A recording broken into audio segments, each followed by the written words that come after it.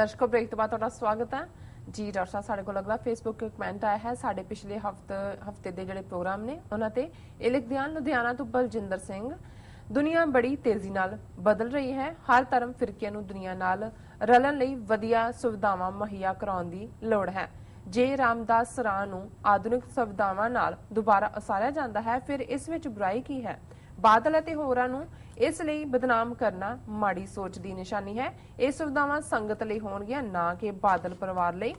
ਜੇ ਲੇਖਕ ਇਸ ਗੱਲ ਵਿੱਚ ਯਕੀਨ ਰੱਖਦੇ ਹਨ ਤਾਂ ਉਹ ਆਪ ਬਾਲਣ ਨਾਲ ਘਰ ਰੋਟੀ ਬਣਾਉਣ ਤੇ ਖੂਹ ਦਾ ਪਾਣੀ ਪੀਣ। ਜੇ ਉਹ ਆਪ ਇਹ ਨਹੀਂ ਕਰ ਸਕਦੇ, ਫਿਰ ਉਹਨਾਂ ਨੂੰ ਗੁਰਦੁਆਰਾ ਸਾਹਿਬ ਦੀਆਂ ਸੁਵਿਧਾਵਾਂ ਨੂੰ ਅਪਗ੍ਰੇਡ ਕਰਨ ਸੰਬੰਧੀ ਵਿਰੋਧਤਾ ਕਰਨ ਦਾ ਕੋਈ ਹੱਕ ਨਹੀਂ।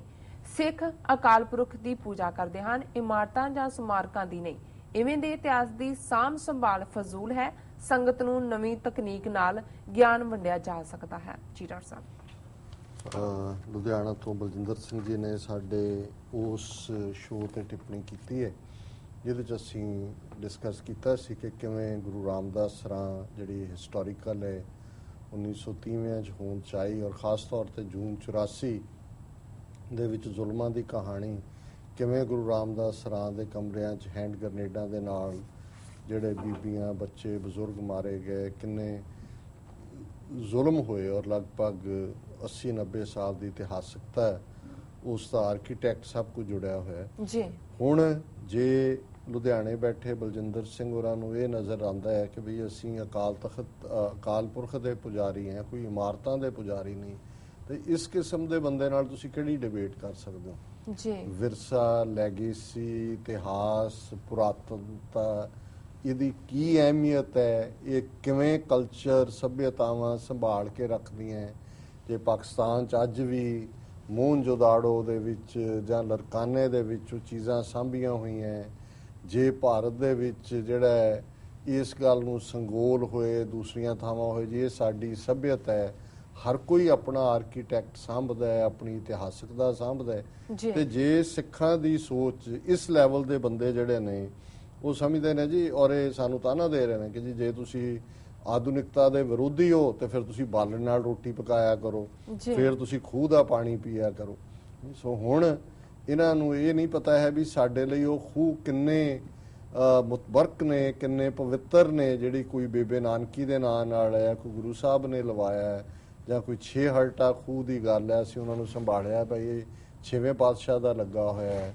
ਇਹ ਜਿਹੜਾ ਖੂਹ ਹੈ ਗੁਰੂ ਨਾਨਕ ਸਾਹਿਬ ਨੇ, ਅਸੀਂ ਪੰਜਾ ਸਾਹਿਬ ਸਾਂਭਿਆ ਹੈ, ਉਸ ਥਾਂ ਨੂੰ ਸਾਂਭਦੇ ਹੈ, ਦਰਖਤਾਂ ਨੂੰ ਸਾਂਭਦੇ ਹੈ ਕਿ ਭਾਈ ਇਹਦੇ ਥੱਲੇ ਗੁਰੂ ਸਾਹਿਬਾਨ ਬੈਠੇ, ਅਸੀਂ ਜਿਨ੍ਹਾਂ ਰੁੱਖਾਂ ਦੇ ਨਾਲ ਘੋੜੇ ਬੰਨੇ ਉਹਨਾਂ ਨੂੰ ਅਸੀਂ ਜਿਹੜਾ ਸੰਭਾਲਿਆ ਹੋਇਆ ਹੈ, ਔਰ ਉਹਨਾਂ ਨੂੰ ਕਿ ਭਾਈ ਇਹ ਸਾਡਾ ਇਤਿਹਾਸ ਹੈ। ਤੇ ਜੇ ਵੀਰ ਬਲਜਿੰਦਰ ਸਿੰਘ ਨੂੰ ਇਤਿਹਾਸ ਤੇ ਵਿਰਸਾ ਤੇ ਆਧੁਨਿਕਤਾ ਕੀ ਹੈ ਇਸ ਦੇ ਵਿੱਚ ਫਰਕ ਹੀ ਨਹੀਂ ਪਤਾ ਹੈ, ਤੇ ਫਿਰ ਮੈਂ ਸਮਝਦਾ ਵੀ ਸਾਡਾ ਹੋਰ ਕੁਝ ਵੀ ਕਹਿਣਾ ਬਣਦਾ ਨਹੀਂ ਹੈ।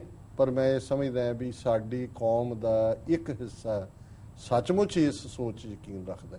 ਔਰ ਇਹ ਗੱਲ ਮੈਂ ਈਵਨ ਟੋੜੇ ਦੇ ਹਵਾਲੇ ਨਾਲ ਕਹੀ ਸੀ ਕਿ ਜਦੋਂ ਹਰਿੰਦਰ ਸਿੰਘ ਮਹਿਬੂਬ ਨੇ ਇੱਕ ਇਤਿਹਾਸਕ ਇਮਾਰਤ ਗੁਰਦੁਆਰੇ ਦੀ ਜਿਹੜੀ ਹੁਸ਼ਿਆਰਪੁਰ ਜ਼ਿਲ੍ਹੇ 'ਚ ਸ਼੍ਰੋਮਣੀ ਕਮੇਟੀ ਢਾਹ ਕੇ ਨਵੀਂ ਬਣਾਉਣ ਲੱਗੀ ਸੀ, ਉਹਨਾਂ ਨੇ ਟੋੜੇ ਨੂੰ ਕਿਹਾ ਜੀ ਇਹ ਤੁਸੀਂ ਕਿਉਂ ਇਤਿਹਾਸ ਡਿਸਟਰੋਏ ਕਰ ਰਹੇ? ਤੇ ਉਹ ਕਹਿੰਦਾ ਜੀ ਪੁਰਾਣੀਆਂ ਇਮਾਰਤਾਂ ਵੀ ਸੰਗਤ ਨੇ ਬਣਾਈਆਂ ਸੀ, ਹੁਣ ਵੀ ਸੰਗਤ ਹੀ ਬਣਾ ਰਹੀ ਹੈ, ਹੁਣ ਇਹਦੇ ਛੱਡੋ ਮਹਿਬੂਬ ਸਾਹਿਬ, ਤੁਸੀਂ ਕਿਹੜੀ ਇਤਿਹਾਸਕਤਾ ਦੀ ਗੱਲ ਕਰਦੇ? ਜੇ ਸ਼੍ਰੋਮਣੀ ਕਮੇਟੀ ਪ੍ਰਧਾਨ ਇਹੋ ਜਿਹਾ ਸੀ ਤੇ ਅੱਜ ਜੇ ਇਸ ਕਿਸਮ ਦੀ ਸੋਚ ਹੈ ਤਾਂ ਫਿਰ ਰੱਬ ਹੀ ਰੱਖ ਹੈ। ਕੁਝ ਸਰਕਾਰਾਂ ਤਬਾਹ ਕਰ ਰਹੀਆਂ ਨੇ, ਕੁਝ ਤੁਸੀਂ ਆਪ ਕਰ ਦਿਓ, ਤੇ ਫਿਰ ਜਿਹੜਾ ਉਹ ਆਪਣੇ ਡੰਡੇ ਵਜਾਓ। ਜੀ ਡਾਕਟਰ ਸਾਹਿਬ, ਹੁਣ ਤੁਸੀਂ ਸਾਡੇ ਦਰਸ਼ਕਾਂ ਨੂੰ ਦੱਸੋ ਅੱਜ ਦਾ ਵਿਚਾਰ। ਅੱਜ ਦੇ ਵਿਚਾਰ ਲਈ ਅਸੀਂ ਸ਼ਲੋਕ ਵਾਰਾਂ ਤੇ ਵਧੀਕ ਦੇ 2 ਸ਼ਲੋਕ ਮਹੱਲਾ ਪਹਿਲਾ ਗੁਰੂ ਨਾਨਕ ਸਾਹਿਬ ਰਚਿਤ ਚੁਣੇ ਨੇ ਜੀ। ਪਹਿਲਾ ਸ਼ਲੋਕ ਹੈ ਕਰਕੇ ਉਹ ਕਰੇਨ ਗੱਲਾਂ ਪਿਟਨ ਸਿਰ ਖੋਹੇਨ, ਨਾਉ ਲੈਣ ਔਰ ਕਰਨ ਸਮਾਏ, ਨਾਨਕ ਤਿੰਨ ਬਲਿਹਾਰੈ ਜਾਏ ਜੀ। ਇਹ ਉਹਨਾਂ ਬੀਬੀਆਂ ਦਾ, ਕਿਉਂਕਿ ਮਰਨ ਤੋਂ ਬਾਅਦ ਪ੍ਰਾਣੀ ਦੇ ਜਾਣ ਤੋਂ ਜਿਹਦੇ ਸਿਆਪਾ ਕਰਨਾ ਸ਼ਬਦ ਪੰਜਾਬੀ ਦਾ ਵੀ ਹੁੰਦਾ, ਹੁਣ ਵੀ ਕਈ ਕਹਿਣਗੇ ਕਿ ਇਹ ਸਿਆਪਾ ਕੌਣ ਕਰੇ, ਉਹ ਇੱਕ ਪੂਰੀ ਪ੍ਰੋਸੈਸ ਸੀ ਜਿਹਦੇ 'ਚ ਹਾਏ ਹਾਏ ਕਰਕੇ ਛਾਤੀਆਂ ਪਿੱਟੀਆਂ ਜਾਂਦੀਆਂ ਸੀ, ਆਪਣੀਆਂ ਗੱਲਾਂ ਪੁੱਟੀਆਂ ਜਾਂਦੀਆਂ ਸੀ, ਸਿਰ ਦੇ ਵਾਲ ਜਿਹੜੇ ਨੇ ਉਹ ਪੱਟੇ ਜਾਂਦੇ ਸੀ। ਤੇ ਉਸ ਨੂੰ ਗੁਰੂ ਸਾਹਿਬ ਨੇ ਕਿਹਾ ਵੀ ਇੱਕ ਪਾਸੇ ਜੀਵਨ ਨੂੰ ਜਿਨ੍ਹਾਂ ਨੇ ਨੇਫਲ ਗਵਾਣਾ ਉਹ ਨੇ ਹੈ ਕਰਕੇ ਉਹੇ ਕਰੇਨ ਓਏ ਓਏ ਕਰਦੀਆਂ ਨੇ ਹੈ ਹਾਏ ਕਰਦੀਆਂ ਗੱਲਾਂ ਪਿੱਟਦੀਆਂ ਸਿਰ ਖੋਂਦੀਆਂ ਤੇ ਦੂਜੇ ਪਾਸੇ ਉਹ ਨੇ ਜਿਨ੍ਹਾਂ ਨੇ ਰਜ਼ਾ ਦੇ ਵਿੱਚ ਜੀਵਨ ਜੀਵਿਆ ਔਰ ਜਿਹੜਾ ਤੁਰ ਗਿਆ ਉਹਦੇ ਲਈ ਵੀ ਉਹ ਰਜ਼ਾ ਦਾ ਭਾਣਾ ਮੰਨਣ ਵਾਲੀ ਗੱਲ ਹੈ। ਨਾਉ ਲੈਣ ਔਰ ਕਰਨ ਸਮਾਏ, ਉਹ ਵਾਹਿਗੁਰੂ ਦਾ ਗੁਰੂ ਦਾ ਨਾਂ ਲੈਂਦੇ ਨੇ ਅਖੀਰਲੇ ਵੇਲੇ, ਸਮਾਏ ਸ਼ਾਂਤੀ ਕਹਿੰਦੇ ਨੇ ਔਰ ਸ਼ਾਂਤ ਚਿੱਤ ਰਹਿੰਦੇ ਨੇ। ਨਾਨਕ ਤੈਨ ਬਲਿਹਾਰੈ ਜਾਏ, ਗੁਰੂ ਨਾਨਕ ਸਾਹਿਬ ਕਹਿੰਦੇ ਨੇ ਮੈਂ ਉਹਨਾਂ ਤੋਂ ਬਲਿਹਾਰ ਜਾਂਦਾ। ਔਰ ਦੂਸਰਾ ਸ਼ਲੋਕ ਹੈ ਰੇ ਮਨ ਡੀਂਗ ਨਾ ਡੋਲੀਐ, ਸੀਧੈ ਮਾਰਗ ਧਾਓ, ਪਾਛੈ ਬਾਗ ਡਰਾਵਣੋ, ਆਗੇ ਅਗਨ ਤਲਾਓ, ਸਹਸੈ ਜੀਰਾ ਪਰ ਰਹਿਓ, ਮਾਕੋ ਅਵਰ ਨ ਢੰਗ, ਨਾਨਕ ਗੁਰਮੁਖ ਛੁੱਟੀਐ, ਹਰ ਪ੍ਰੀਤਮ ਸਿਉ ਸੰਗ। ਹੁਣ ਇਹ ਪਹਿਲਾਂ ਮੌਤ ਦਾ ਦੱਸਿਆ ਕਿ ਭਾਈ ਮੌਤ ਦੇ ਨਾਲ ਇੱਕ ਪਾਸੇ ਮਨਮੁਖ ਨੇ ਹਾਏ ਕਰਦੇ ਆ ਤੇ ਪਿੱਛੋਂ ਵੀ ਉਹਨਾਂ ਦੇ ਸਿਆਪਾ ਕਰਨ ਵਾਲੇ ਨੇ। ਇੱਕ ਉਹ ਨੇ ਜਿਨ੍ਹਾਂ ਨੇ ਰਜ਼ਾ ਦੇ ਵਿੱਚ ਜੀਵਨ ਜੀਵਿਆ ਤੇ ਉਹਨਾਂ ਦੇ ਪਿੱਛੇ ਵੀ ਜਿਹੜੇ ਨੇ ਉਹ ਰੱਬ ਦਾ ਜਸ ਕਰਨ ਵਾਲੇ ਨੇ। ਤੇ ਫਿਰ ਮਨ ਨੂੰ ਸਮਝਾਉਣ ਲਈ ਇਹ ਅਗਲਾ ਸ਼ਲੋਕ ਇਸ ਗੱਲ ਤੇ ਫੋਕਸ ਕਰਦਾ ਹੈ ਰੇ ਮਨ ਡੀਂਗ ਨਾ ਡੋਲੀਐ, ਹੈ ਮੇਰੇ ਮਨ ਤੂੰ ਡਿੰਗੇ ਰਸਤੇ ਤੇ, ਜਿਹਨੂੰ ਅਸੀਂ ਵਿੰਗਾ ਕਹਿੰਦੇ ਆ ਉਹਨੂੰ ਪੱਛਮੀ ਲਹਿੰਦੇ ਪੰਜਾਬ ਦੇ ਵਿੱਚ ਡਿੰਗਾ ਵੀ ਕਹਿੰਦੇ ਸੀ ਕਿ ਇਹ ਮੇਰੇ ਮਨ ਤੂੰ ਡਿੰਗੇ ਰਸਤੇ ਤੇ ਚੱਲ ਕੇ ਨਾ ਡੋਲ, ਸਿੱਧੇ ਮਾਰਗ ਤਾਓ, ਤੂੰ ਸਿੱਧੇ ਰਸਤੇ ਤੇ ਚੱਲ, ਪਾਛੈ ਬਾਗ ਡਰਾਵਣੋ, ਆਗੇ ਅਗਨ ਥਲਾਓ। ਹੁਣ ਸਿੱਧਾ ਰਸਤਾ ਹੈ ਔਰ ਉਹਨਾਂ ਨੂੰ ਇਹ ਯਾਦ ਕਰਵਾਇਆ ਕਿ ਜੇ ਪਿੱਛੇ ਮੁੜ ਕੇ ਦੇਖੋਗੇ ਜਿਹੜਾ ਬਾਗ ਡਰਾਵਣੇ ਖਤਰਨਾਕ ਜਾਨਵਰ, ਔਰ ਇਹ ਮੈਟਾਫੋਰ ਅਲੰਕਾਰ ਜਿਹੜਾ ਹੈ ਉਹ ਉਹਨਾਂ ਕਹਾਣੀਆਂ ਚੋਂ ਆਇਆ ਜਿਹਦੇ 'ਚ ਇਹ ਸੀ ਕਿ ਮਰਨ ਤੋਂ ਬਾਅਦ ਦਾ ਜਿਹੜਾ ਸਫ਼ਰ ਹੈ, ਇੱਕ ਪਾਸੇ ਖਤਰਨਾਕ ਜੰਗਲੀ ਜਾਨਵਰ ਹੁੰਦੇ ਨੇ, ਇੱਕ ਪਾਸੇ ਜਿਹੜਾ ਅੱਗ ਦਾ ਤਲਾਅ ਹੁੰਦਾ ਜਿਹਦੇ 'ਚੋਂ ਗੁਜ਼ਰਨਾ ਪੈਂਦਾ ਹੈ। ਸੋ ਗੁਰੂ ਸਾਹਿਬ ਕਹਿੰਦੇ ਨੇ ਕਿ ਭਈ ਇਹ ਜਿਹੜੀ ਗੱਲ ਹੈ ਕਿ ਭਾਈ ਪਿੱਛੇ ਬਘਿਆੜ ਨੇ, ਅੱਗੇ ਅੱਗ ਦਾ ਤਲਾਅ ਹੈ, ਇਸ ਦਾ ਕੋਈ ਅਰਥ ਨਹੀਂ ਰਹਿ ਜਾਏਗਾ ਜੇ ਤੂੰ ਵਿੰਗੇ ਰਸਤੇ ਤੇ ਨਾ ਤੁਰੇਗਾ, ਸਿੱਧੇ ਰਸਤੇ ਤੁਰੇਗਾ।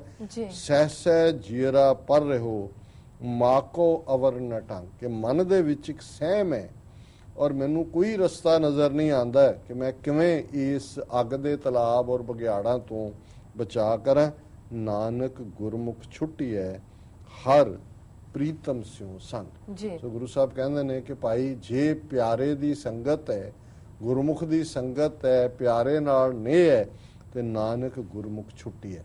ਫਿਰ ਜਿਹੜਾ ਰੱਬ ਦਾ ਬੰਦਾ ਹੈ, ਗੁਰੂ ਵੱਲ ਜਿਸ ਦਾ ਮੁਖ ਹੈ, ਉਹ ਛੁਟਕਾਰਾ ਪਾਉਂਦਾ ਹੈ, ਨਾ ਉਹ ਬਘਿਆੜਾਂ ਤੋਂ ਡਰਦਾ ਹੈ, ਨਾ ਉਹਨੂੰ ਅਗਨ ਤਲਾਅ ਦਾ ਡਰ ਲੱਗਦਾ ਹੈ, ਨਾ ਉਹਦੇ ਮਰਨ ਪਿੱਛੋਂ ਜਿਹੜਾ ਕੋਈ ਸਿਰ ਖੋਂਦੀਆਂ ਨੇ ਬੀਬੀਆਂ ਜਾਂ ਕੋਈ ਹਾਏ ਕਰਦੀਆਂ। ਹੁਣ ਤਾਂ ਮੁੱਕ ਗਈ ਗੱਲ, ਇਹ ਪੂਰਾ ਅੰਮ੍ਰਿਤਸਰ ਦੇ ਬਾਜ਼ਾਰ ਮਾਈ ਸੇਵਾ ਹੁੰਦੇ ਸੀ, ਉਹਦੇ 'ਚ ਮੈਂ ਇੱਕ ਵਾਰ ਕਿਤਾਬਾਂ ਲੈਣ ਮੈਂ ਬਚਪਨ ਦੀ ਮੈਨੂੰ ਯਾਦ ਹੈ, ਛੋਟਾ ਜਿਹਾ ਟਰੈਕਟ ਸਿਆਪਾ ਕਿਵੇਂ ਕਰੀਏ, ਉਹ ਪੂਰਾ ਉਹਦਾ ਸੀ ਇੱਕ ਪੂਰੀ ਲੀਡਰ ਹੁੰਦੇ ਸੀ ਔਰ ਜਿਹਨੂੰ ਜਿਹੜਾ ਇਸ ਤਰੀਕੇ ਦਾ ਇੱਕ ਪਾਰਟ ਸੀ। ਸੋ ਗੁਰੂ ਸਾਹਿਬ ਨੇ ਕਿਹਾ ਵੀ ਹਰ ਪ੍ਰੀਤਮ ਸਿਉ ਸੰਗ, ਉਸ ਵਾਹਿਗੁਰੂ ਦੇ ਸੰਗਤ ਦੇ ਵਿੱਚ ਜਦੋਂ ਅਸੀਂ ਜਿਉਂਦੇ ਤੇ ਫਿਰ ਗੁਰਮੁਖ ਜਿਹੜਾ ਉਹ ਛੁਟਕਾਰਾ ਪਾਉਂਦਾ। ਸੋ ਇਹ ਅੱਜ ਦਾ ਵਿਚਾਰ ਜੀ। ਡਾਕਟਰ ਸਾਹਿਬ ਤੁਹਾਡਾ ਬਹੁਤ ਬਹੁਤ ਸ਼ੁਕਰੀਆ, ਤੁਸੀਂ ਅੱਜ ਦਾ ਵਿਚਾਰ ਸਾਡੇ ਦਰਸ਼ਕਾਂ ਨਾਲ ਸਾਂਝਾ ਕੀਤਾ। ਇਸ ਨੇ ਆਪਣੀ ਵਿਊਅਰਸ ਕੋਲ ਨੇ ਇਜਾਜ਼ਤ। ਵਿਊਅਰਸ ਤੁਹਾਡਾ ਬਹੁਤ ਬਹੁਤ ਸ਼ੁਕਰੀਆ, ਤੁਸੀਂ ਆਪਣੇ ਕੀਮਤੀ ਸਮੇਂ ਵਿੱਚ ਸਮਾਂ ਕੱਢ ਕੇ ਸਾਨੂੰ ਆਪਣੇ ਰਾਏ ਤੇ ਸੁਝਾਅ ਭੇਜਣੇ। ਤਾਂ ਇਸ ਤਰ੍ਹਾਂ ਭੇਜਦੇ ਰਹਿਣਾ ਸਾਡੇ ਇਸ ਪਤੇ ਤੇ sos@tv84.tv ਤੇ। ਅਸੀਂ ਆਪਣਾ ਪ੍ਰੋਗਰਾਮ ਲੈ ਕੇ ਫਿਰ ਦੁਬਾਰਾ ਹਾਜ਼ਰ ਹੋਵਾਂਗੇ। ਤਦ ਤੱਕ ਲਈ ਮੈਨੂੰ ਤੇ ਪਿੰਡਾ ਸੁਣਾ ਗਿਆ ਦੋ। ਦੇਖਦੇ ਰਹੋ TV84, ਬੁਲਾ ਦਿਓ ਫਤਿਹ। ਵਾਹਿਗੁਰੂ ਜੀ ਕਾ ਖਾਲਸਾ, ਵਾਹਿਗੁਰੂ ਜੀ ਕੀ ਫਤਿਹ।